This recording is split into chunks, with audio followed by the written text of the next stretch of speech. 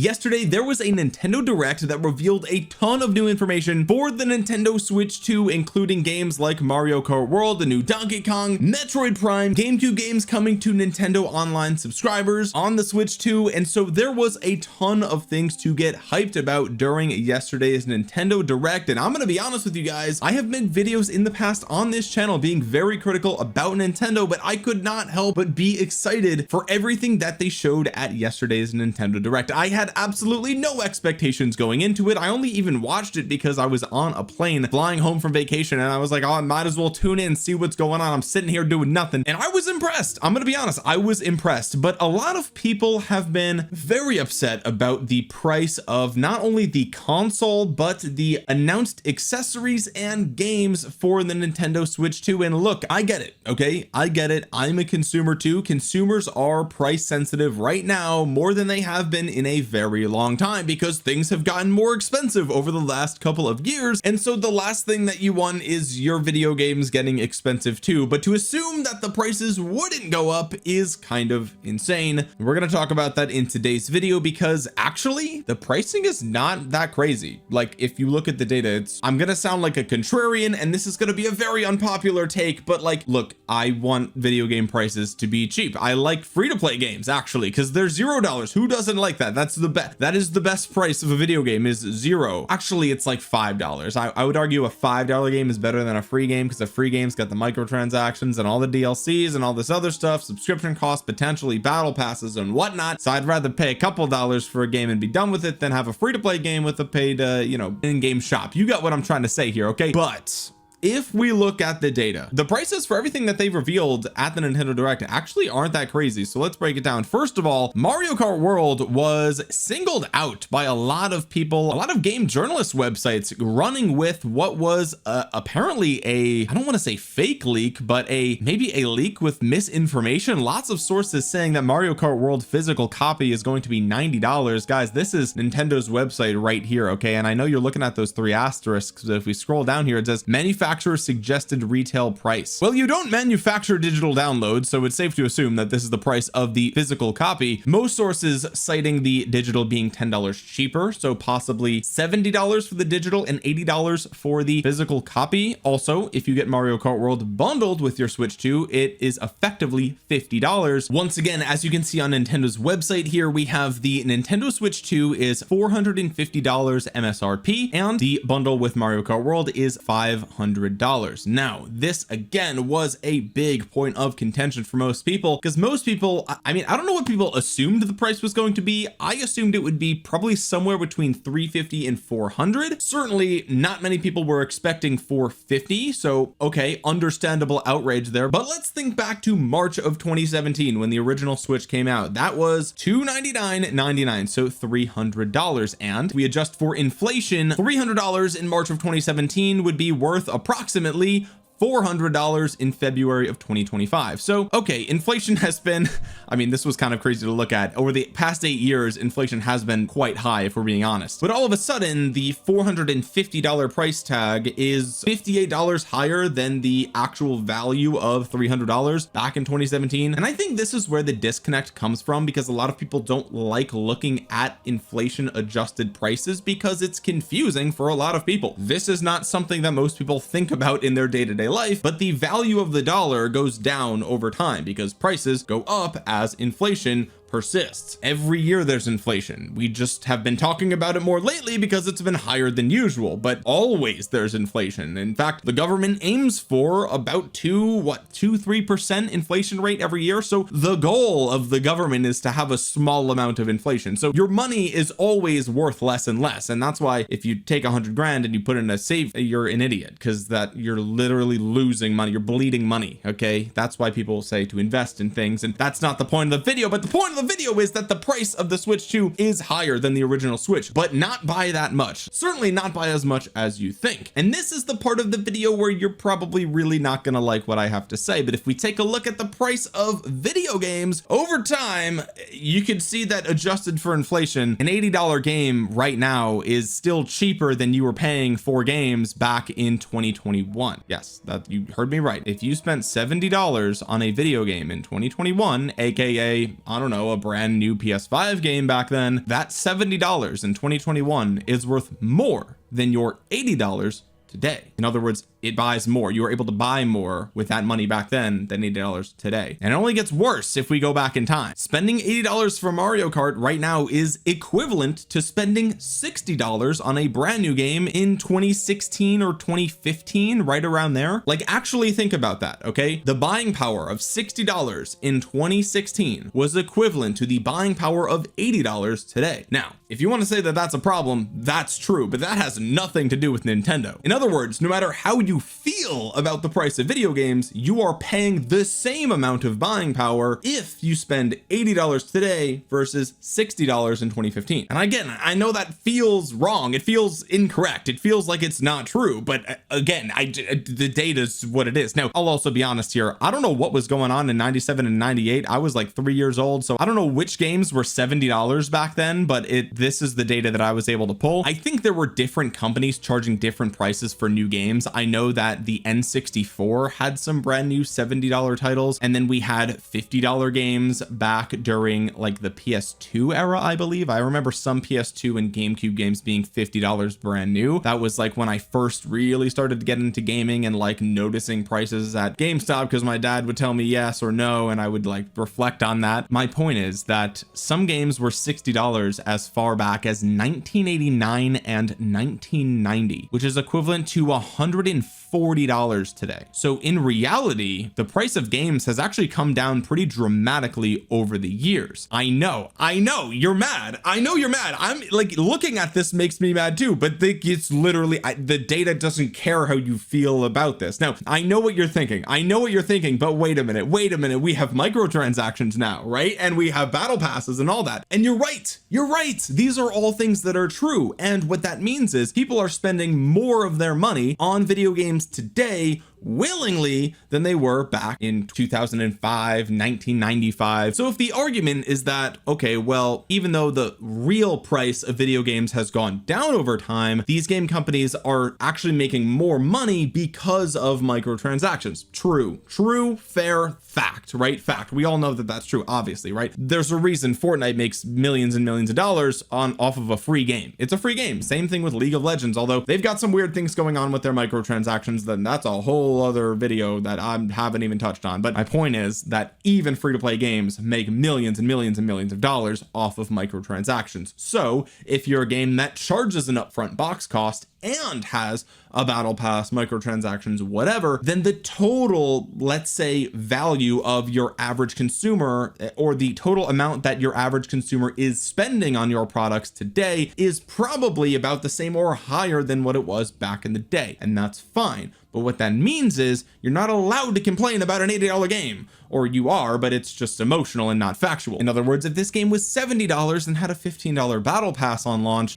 are we still complaining? Like, where do we draw the line on the sand? What's the right thing to do? Who's right here? Who's allowed? Are they allowed to do this? Is there going to also be a battle pass on top of this? I can't imagine there would be, but maybe there is. The point is, okay, that if this is an $80 game and there's not a battle pass and there's not microtransactions and it's a game that is constantly gets updates and maybe even new tracks, then you're probably going to spend less on Mario Kart World over the next 5 years than you would on a regular EA game or your regular AAA shooter or whatever the case might be, because all those games are $60 to $70 and they have all those microtransactions. So more than likely, people are mostly mad that the price is high up front, but the truth is that they're going to spend the same or less on Mario Kart World than they are spending on other games. It's uncomfortable to be honest. It's uncomfortable to like look at the truth in the eye and be like, oh yeah, okay, that's actually, it's easier to just like get emotional about it, right? And be mad and just be like, Nintendo's greedy and screw the big company. And I get it, right? I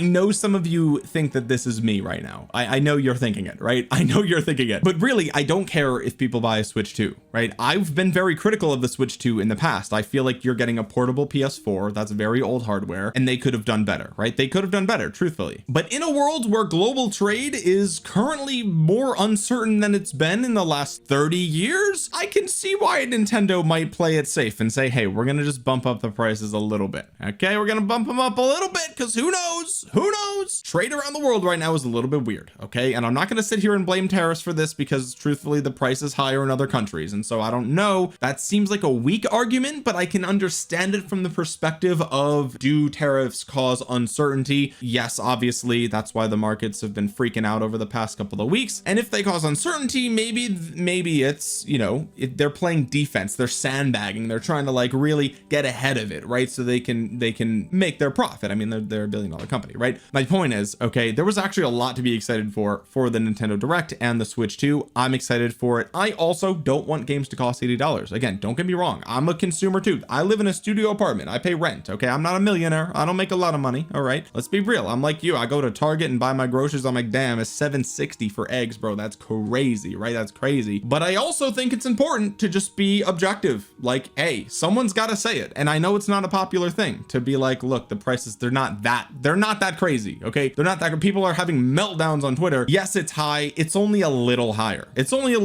and should we accept that as consumers? You guys can decide. Hey, you can decide. I mean, even at $80, it's less than you paid back in 2014. Okay, when you were spending 60. With all of that being said, let's talk a little bit more about the Switch 2. Okay, I'm excited for the Switch 2. I am, and truthfully, when they revealed the specs for the Switch 2 and the design of the Switch 2 a few months ago, I was on the fence. I was like, it's basically a Switch Pro, right? Even though it's not, it's a whole new system with games that only run on it, right? Although it doesn't seem like it at launch. I mean, there's a couple of games here, right? Like Donkey Kong Bonanza is, from what I could tell, only going to be available on the Switch 2. Same thing with Mario Kart World. So it will have its own exclusive games, which I'm excited about. And these web pages for these new games are insanely beautiful. Like the artwork here is absolutely gorgeous, rich colors, so much to get excited about here, honestly, right? There is. So the Switch 2 felt like a Switch Pro when they first revealed it. Now that we're seeing games exclusive for the Switch 2, I'm excited, right? I'm excited. But listen, I was excited for the Wii U. I had a Wii U. The Wii U had amazing games, right? And a lot of people missed out because they didn't realize that it was an upgrade over the Wii, right? They thought it was, oh, it's just a thing that you plug into your Wii. That's stupid, but it's not. It's a whole new console just like this. And I'm worried that people are going to think that this is a Wii U situation, when in reality, there are some gorgeous looking games that are coming to the Switch 2 and lots of third-party support from software jumping on board. Like, hello, that's actually insane. Now, another thing I saw people getting upset about is that some of the physical copies for the Nintendo Switch 2 are merely keys to unlock and download the game to your console. And that does make me furious, except that they've been doing that for like 10 years, 5 years, something like way longer than, like, physical media collectors have been like smashing the cowbell, like, oh my god, red flag, red alert, oh my, everyone, guys, none of these are physical games anymore, what are you doing? And like, now that the Switch 2 has all this hatred, everyone's like, oh wait a minute, those are just keys to download the game. It's like, yeah, dude, you put in Black Ops 6 and had a 500 gigabyte download on day one. You thought what'd you think was on the disc? Like, brother, it doesn't even matter if part of the game is on there anyway, because you got to download, there's a day one patch anyway, right? Like, that's been the problem. We've had that problem for so long now. So in a way, I'm glad people are talking about it, but on the other hand, I'm like, where have you been for half a decade or more? Like, this has been a big problem. So I don't know, I guess I should just be happy people are talking about it and shut up. But man, that was weird. Also, this Switch welcome tour, Nintendo, I can't even defend you on this one, buddy. This was horrible. I don't know what the hell are you doing, brother? This was stupid. They're like, yo, do you want to go through and read slides about what your Switch 2 can do and then maybe take a quiz on it? Oh, you get to take a quiz. Oh, it's gonna cost you money. I don't think so. I'm not buying it. Like, this is a tech demo. It's a tech demo, let's be real. And the fact that the PS5, you bought it and it came with the Astrobot demo, crazy, right? Amazing. It was so good that they actually made an entire game, and it ended up being one of the best games of the year last year, right? And so Nintendo saw that and was like, well, what if instead of making it free, we make it cost money and then we make it shittier? Like, come, what are you doing? Like, this is not, don't buy this. Okay, it's probably only going to be like $5 or something, $10 at max, but don't buy it. It's crazy. It's crazy that they thought they could sell this. So that was definitely a blunder. I thought that was goofy. Okay, especially when they showed the gameplay. Like, look at this. It's just a bunch of question marks, right? And then you walk up to the question mark, and instead of it being a mini game, it's slide 1 of 8. Where are the magnets? Like, this isn't a game. This isn't a game. This is an interactive manual. Now, okay, here it shows you how the mouse works, but even then, it's an interactive manual. It's not like a game, is it? Like, I don't know. I guess this is kind of a game. Like, there's mini games involved. That's cool, but I don't know, man. That just does not seem like a game that should be like something you pay. It'd be like asking customers to pay for Picto Chat on the DS. Like, I don't know, that doesn't seem like something you should be charging for. Next, let's talk about some of the upgrades for the Nintendo Switch 2. By that I mean Nintendo Switch 2 editions. Okay, and this is kind of something that they've already done. So for example, Mario Kart 8 came out on the Wii U and I played it a ton, and then it came out again on the Switch, and it was Mario Kart 8 Deluxe, or I don't remember. Yeah, it was Mario Kart 8 Deluxe, and it had, like, I guess the DLC was built in, and it had some, you know, a couple of enhancements or whatever, and they charged you full price for that game, right? And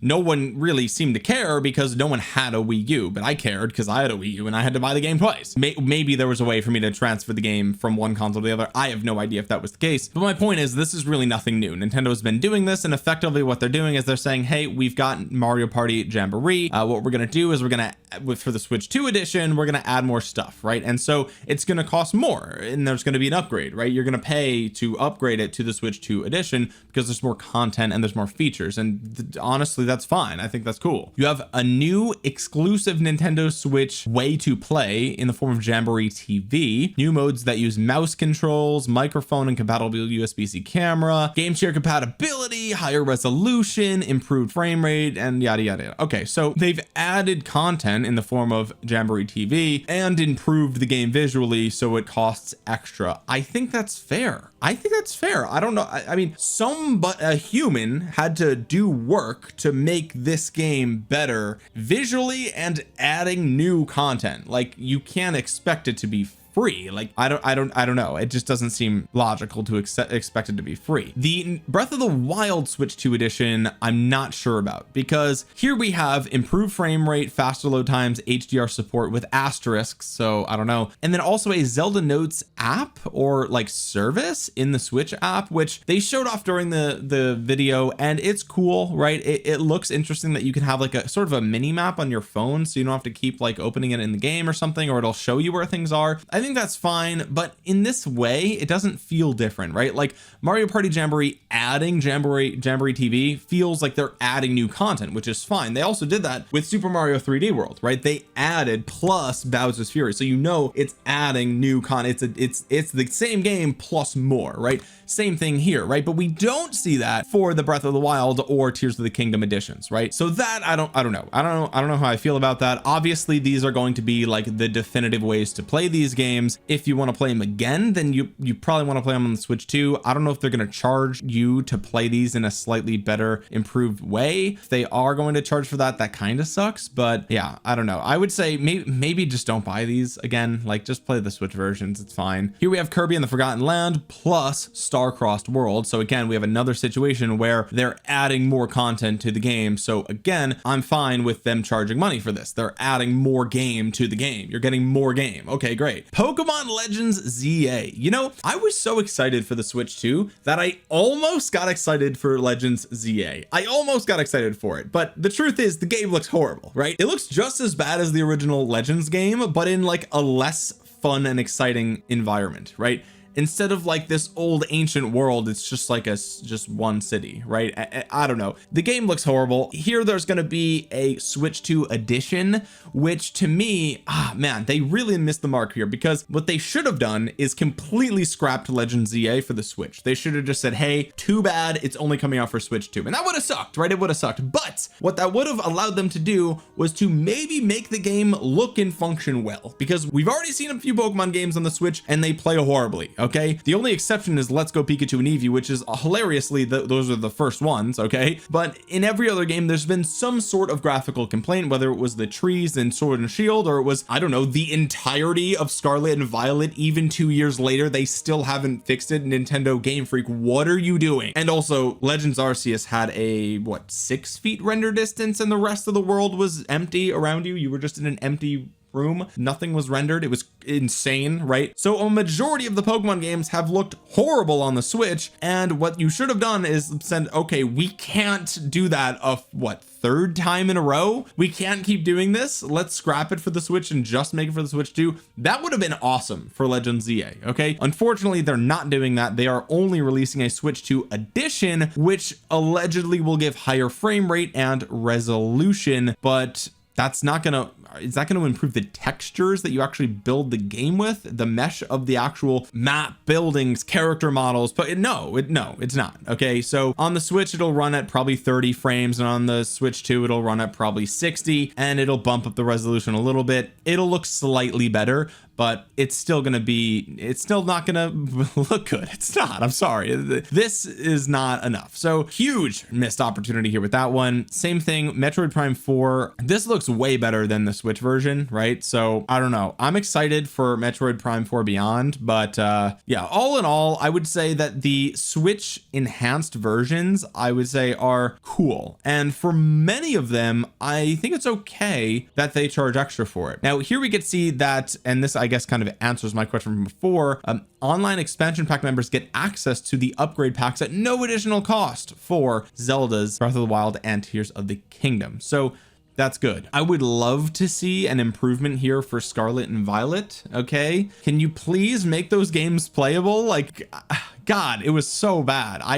Like beating those games was pulling teeth for me. It was so bad. I would love to see Pokemon get some love here. If they're gonna start upgrading old content, like, please look at your Pokemon games. They're one of the best selling franchises you have. Why do you keep releasing garbage for them? Anyway, with all that being said, I'm excited for the Switch 2. I'm not as bothered about the prices as most people seem to be, because realistically they're not that far out of line. I mean, objectively they're not, and I wish it were lower, obviously, right? I mean, let's go back to 2004, right? Like, make them $50, but at the end of the day, like, I understand that that's not the reality. They will not do that, and they'll never do that, and crying on Twitter is not going to help. And if we're being honest with ourselves, the price is not that crazy. Okay, let's add a segment to this video where we take a look at what people are saying on Twitter about the topic of the video. I think this could be really fun. So here we go. This is in the top section of Switch 2. I just searched Switch 2. Okay, it is currently trending. This person said, I'm going to say this with no malice, I genuinely think the Switch 2 is going to be a generational flop for Nintendo. These price tags have created such negativity around its release that I'm actually flabbergasted. They fucked this up bad. And here's the truth, I think the Switch 2 could very well be a generational flop for Nintendo,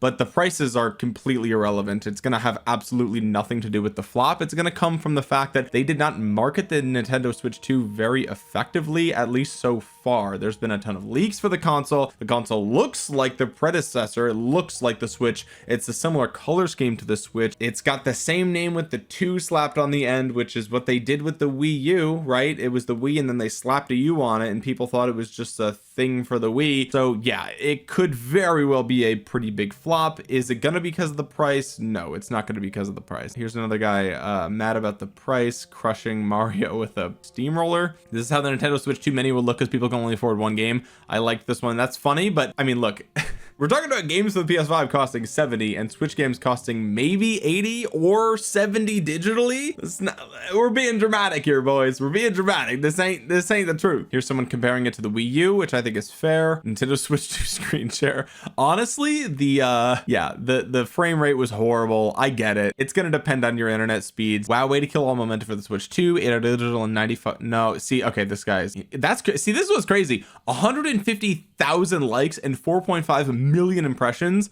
on what is quite literally not true. Like, it is quite literally not true. I feel zero remorse for emulating. This is literal robbery. No, actually what you're doing is more like stealing than them. See, this is the thing. I hate the mental gymnastics. Like, if you're gonna pirate things, just do it. Shut up about justifying it. Like, pirating is stealing software. You're stealing intellectual property for free, right? And if you're gonna do that, then just do it. Don't like try to convince yourself that it's okay that you're breaking the law. Like, just do it. Like, everyone, like, some people jaywalk and some people steal the sauce packets at Taco Bell and they stuff their pockets with 50 of them. Like people do sketchy shit all the time. Oh, well, my chalupa was $8 and so I need to shut up. Just steal it. Just steal it. Okay, just have a bad principle and just be a slightly worse person. That's fine. Just stand on your business, though. Don't just they didn't price the say, they didn't say it was the price I wanted, so I get to do a crime now. But it's the internet, so whatever. Rockstar Games realizing to get away with charging 90 for GTA 6. I already made a video about this. It's probably gonna be $100. Honestly, it's probably gonna be $100. And I mean, if any game is worth $100, it's gonna be GTA 6. Again, I wish it wasn't. I hope it's not. I hope it's not $100. But like, I'm not gonna be surprised when it comes out at $100 because it is what it is. It's called Switch 2 because after watching Nintendo Direct, I'm a Switch 2 Steam Deck. I think that's fair, but also let's be real. Nintendo has good IPs. Okay, they have good IPs. You're not playing Mario Kart World on your Steam Deck. Okay, maybe you are. Maybe you're gonna pirate it. I don't know. Will it work online if you pirate it? Who knows? Maybe. Here we see manifesting a price cut again for the Switch 2. I'm pretty sure I remember that actually way back in the day, which was pretty sick. But also 170 back then was 240 today. So Bloodborne 2 exists. To Switch 2 exclusive. Yeah, like this is one of the things where it's like, get fucked. I love Shalat. Yeah, this is one of those things where it's like, honestly, the Switch 2 probably is going to sell well for reasons like this alone, assuming that it stays an exclusive to the Switch 2. Like, people are going to get mad about it on Twitter, but like all the normal people that have jobs and like go about their life, they didn't even know the Switch 2 price was revealed, right? Because they're just not online. They're just going to see it come out and just get it for like Christmas or something. And they're going to be like, oh, cool. Like, it's Switch 2 and that's it. And then that's how Nintendo still sells millions of consoles. It's from normal people who just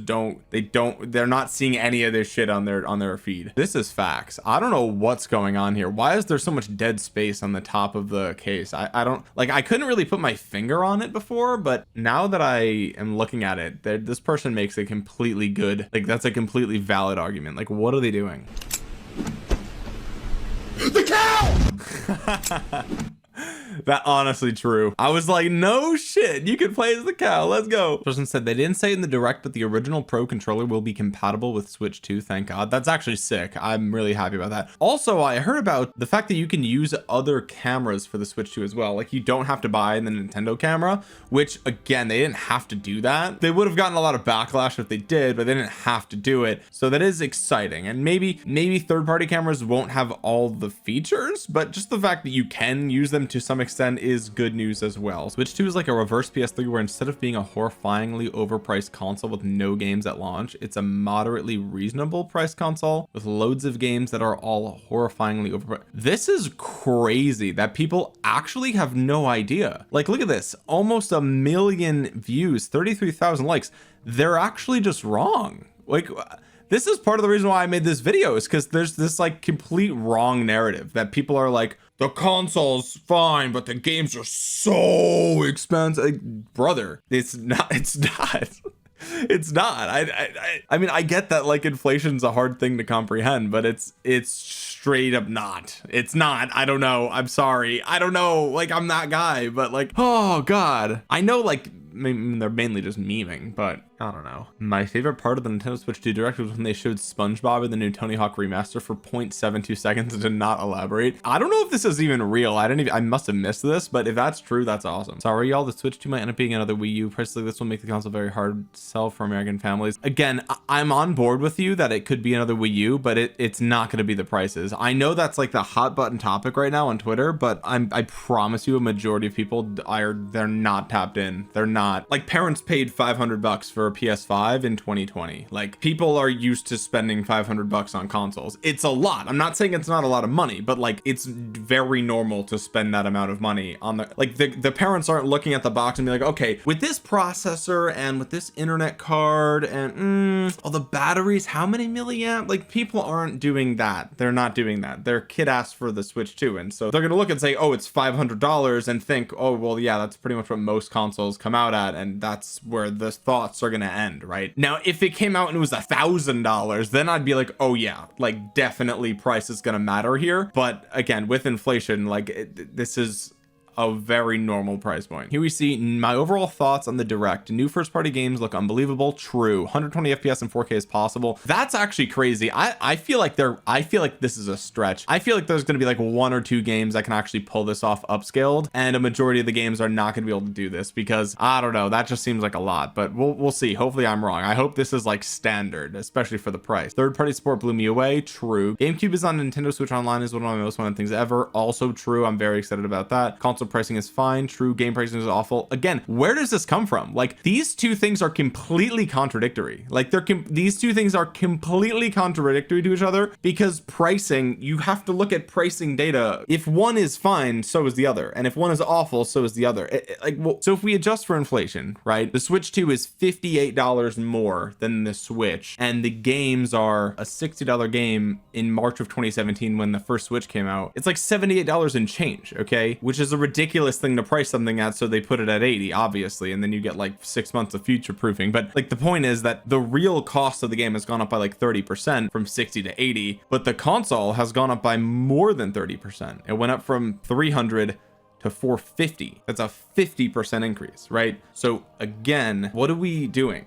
What are we doing? Like, this is what I mean, where it's like, this is purely emotional and perception based, right? Literally zero data supports this. It's just how people feel, because they're not used to seeing a price for a game being $80 out of the box, whereas they are used to seeing consoles around $400 to $500. That's just the truth. There's just no other way around that. Anyway, guys, I'm sure I pissed off a lot of people with this video, so let me know in the comment section below what you think about the Switch 2. Are you excited for the Switch 2? Are you not excited? Are you mad about the price? Did you know that the price was lower than you were paying for video games back in the day? Let me know in the comment section below, and while you're down there, drop a thumbs up on it. Helps out the channel a ton. Subscribe if you're new here, and with that being said, guys, thank you so much for watching. This has been Omniarch. I will talk to you guys again soon. Peace.